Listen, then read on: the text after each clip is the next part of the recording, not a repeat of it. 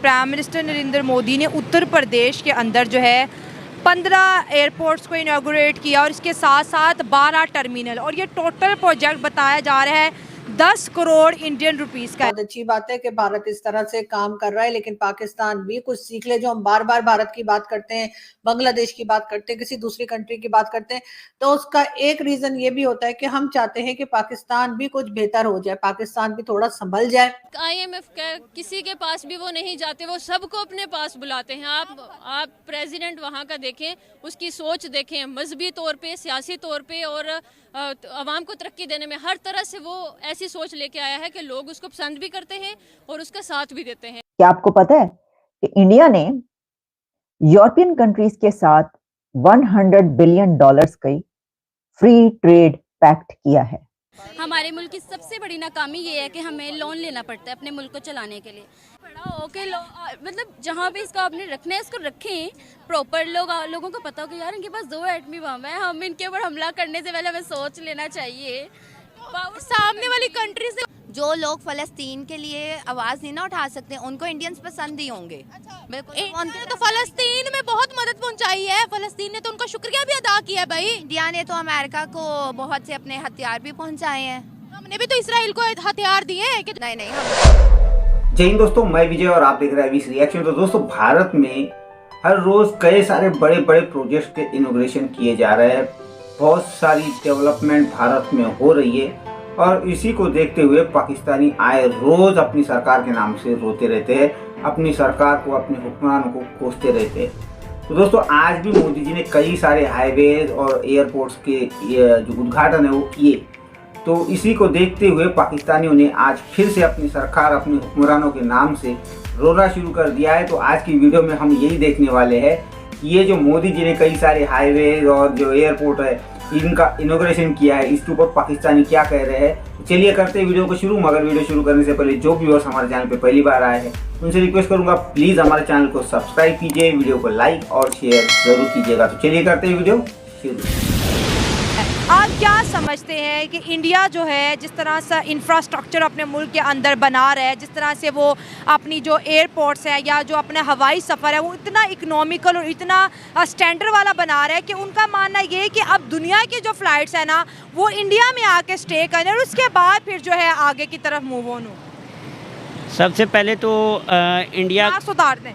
India के साथ हम किसी भी चीज़ में कंपैरिजन करंटली इस राइट नाउ जो हमारी सिचुएशन है नहीं कर सकते। इंडिया ईच एंड एवरीथिंग, मतलब किसी भी फील्ड में आप उठा के देख लें वो हमसे आगे जा रहे हैं। हमने अब स्पेसिफिकली अगर हम इसी चीज़ के बारे में, एयरपोर्ट्स और एविएशन के बारे में ही बात करें तो उनका आपने मुझे मतलब बताया अभी तो कि उन्होंने इनॉग्रेट किए तकरीबन 12 से 13 airports, new 15 airports 12 terminal, 15 airports और 12 टर्मिनल को इनॉग्रेट किया है। हमारा अलमिया ये है कि हमारे सिर्फ जो मेन बड़े सिटीज़ हैं इनमें हमारे पास एयरपोर्ट्स हैं।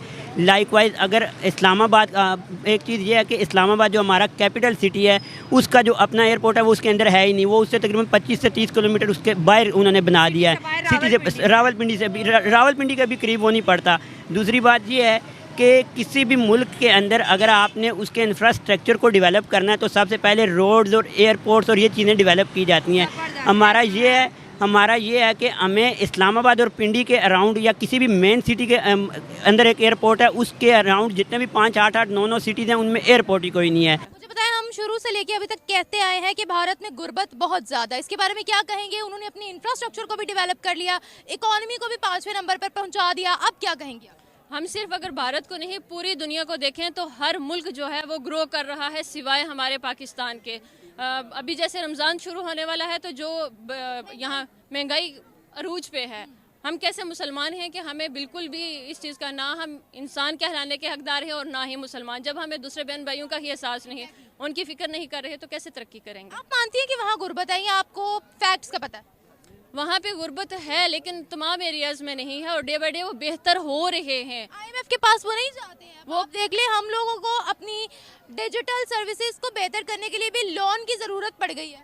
एक आईएमएफ का किसी के पास भी वो नहीं जाते, वो सबको अपने पास बुलाते हैं। आप प्रेसिडेंट वहाँ का देखें, उसकी सोच देखें, मजहबी तौर पे, सियासी तौर पे और आवाम को तरक्की देने में हर तरह से वो ऐसी सोच लेके आया है कि लोग उसको पसंद भी करते हैं और उसका साथ भी देते हैं कि इंडिया और यूरोपियन कंट्रीज के बीच $100 बिलियन ट्रेड अकॉर्ड हुआ है। क्या आपको पता है कि इंडिया ने यूरोपियन कंट्रीज के साथ $100 बिलियन की फ्री ट्रेड पैक्ट किया है? और आप सोच सकते हैं कि $100 बिलियन का जब पैक्ट आपका यूरोपियन कंट्रीज के साथ हो तो कौन कौन सा वो डिपार्टमेंट नहीं होगा जहां पर आपको फायदा नहीं मिलेगा।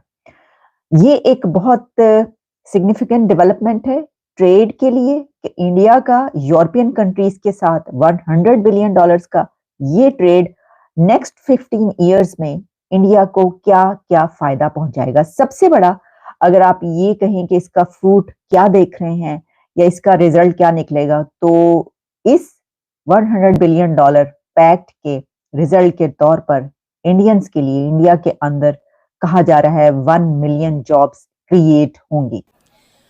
उनमें हम में ज़मीन आसमान का फ़र्क है भाई, वो तो बहुत तरक्की में है। उसको छोड़ें, आप बांग्लादेश को देखें, वो पाकिस्तान का एक पार्ट था, लेकिन जब से वो अलग हुआ है वो भी हमसे ज़्यादा आगे है।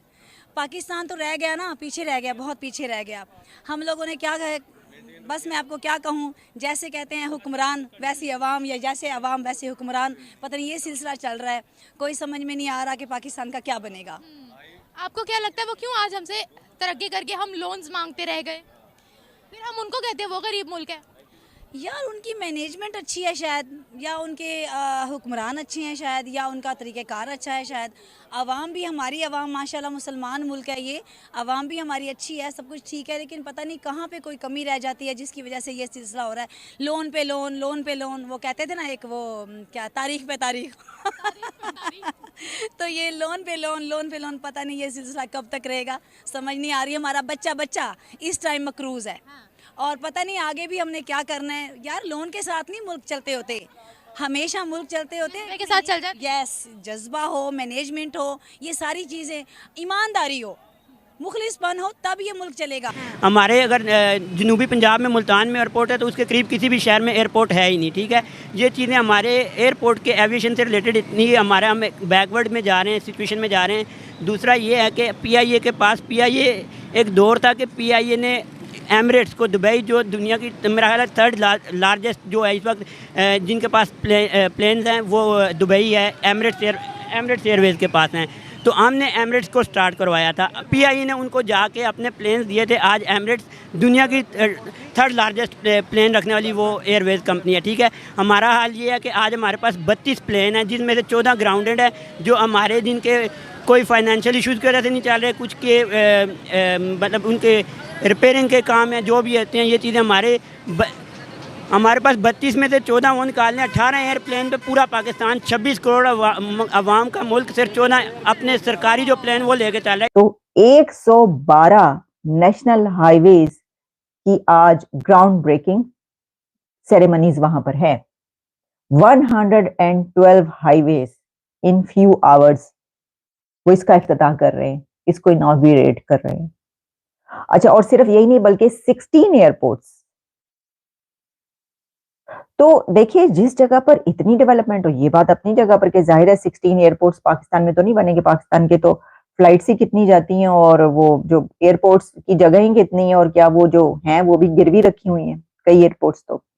तो उसमें तो वहीं पे बनेंगे ना 16 एयरपोर्ट्स और 112 हाईवेज।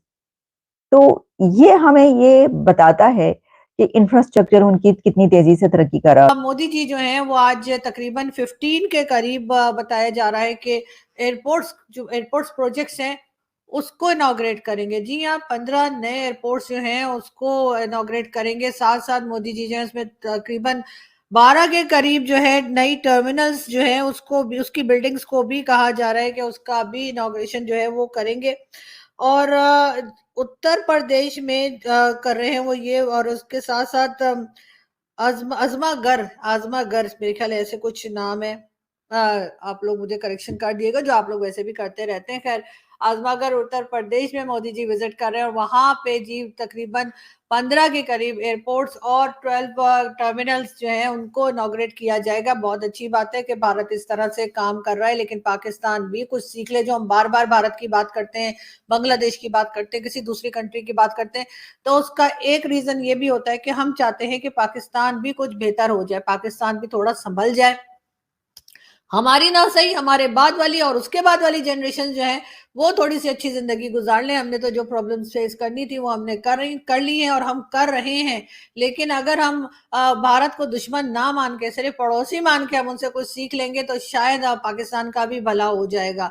और यकीनन अब जब सारी दुनिया ही भारत की वाह कर रही है तो पाकिस्तान के लोगों को भी शायद बहुत कुछ समझ में आ रहा है।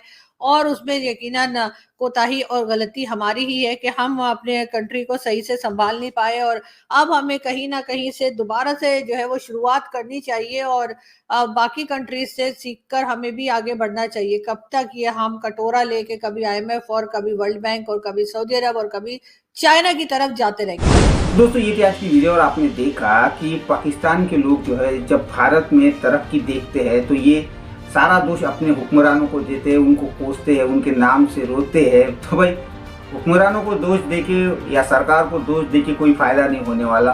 असली गुनहगार तो पाकिस्तान की आवाम खुद भी है, क्योंकि ये जो हुक्मरान है या चाहे जितनी भी सरकारें आज तक आई, इनको वहाँ तक पहुँचाने वाले पाकिस्तान के लोग खुद हैं। और वैसे भी पाकिस्तान के लोग मेरे ख्याल से अब पहले नंबर पे देश को नहीं रखते, ये भी एक बड़ी वजह है। अगर भारत के लोगों को पूछा जाए तो वो पहले देश को रखते हैं और बाकी चीज़ें बाद में होती है। पाकिस्तान में ऐसा नहीं है, और जब तक पाकिस्तान में पहले नंबर पे देश को नहीं रखा जाएगा तो तब तक मेरे ख्याल से पाकिस्तान तरक्की करना थोड़ा सा मुश्किल है दोस्तों। तो खैर, अब ऐसी तरक्की भारत की होती रहेगी और पाकिस्तान के लोग ऐसे ही रोते रहेंगे। कि कितने दिन तक चलने वाला ये पता नहीं है, मगर अगर पाकिस्तानी समझदार होंगे तो ये दूसरों को कोसने से अच्छा खुद में कुछ बदलाव लाने की कोशिश करें तो ये बहुत ठीक होगा। तो खैर दोस्तों, ये थी आज की वीडियो। आशा करता हूँ आप सभी को अच्छी लगी होगी। तो चलिए चलते मिलते अगली वीडियो में, तब तक के लिए जय हिंद।